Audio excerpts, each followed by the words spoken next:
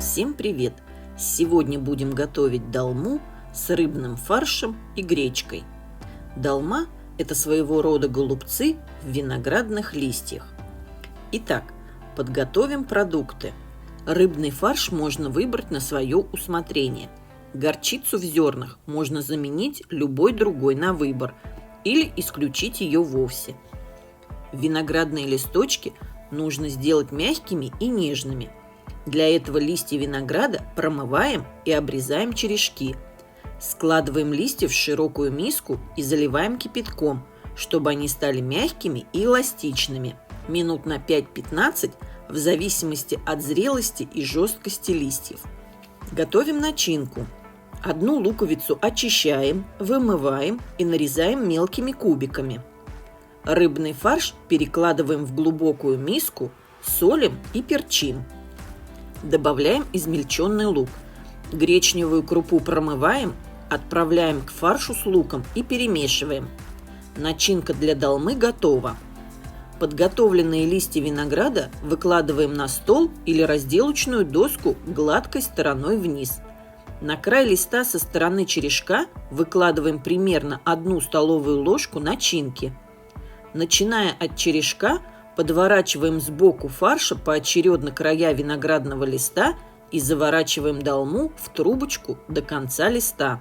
Точно таким же образом формируем остальные голубцы в виноградных листьях.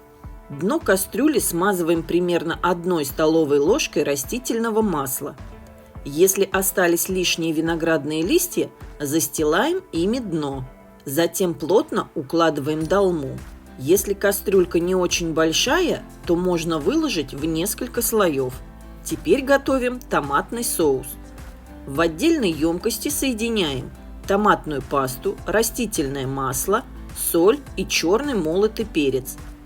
По желанию также можно добавить горчицу в зернах. Перемешиваем. Вливаем примерно 200 мл воды и тщательно перемешиваем.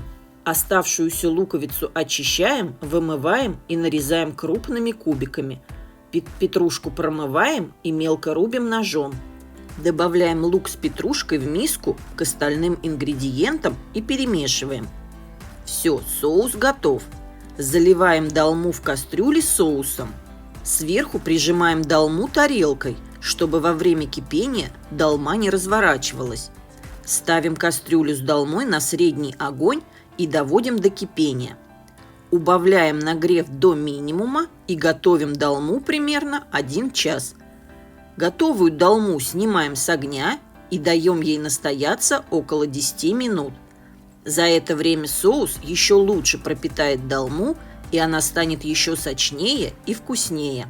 Все, долма с рыбой и гречкой в томатном соусе готова. Можно подавать ее к столу. По желанию можно дополнить долму сметаной или зеленью. Всем приятного аппетита! Пока-пока!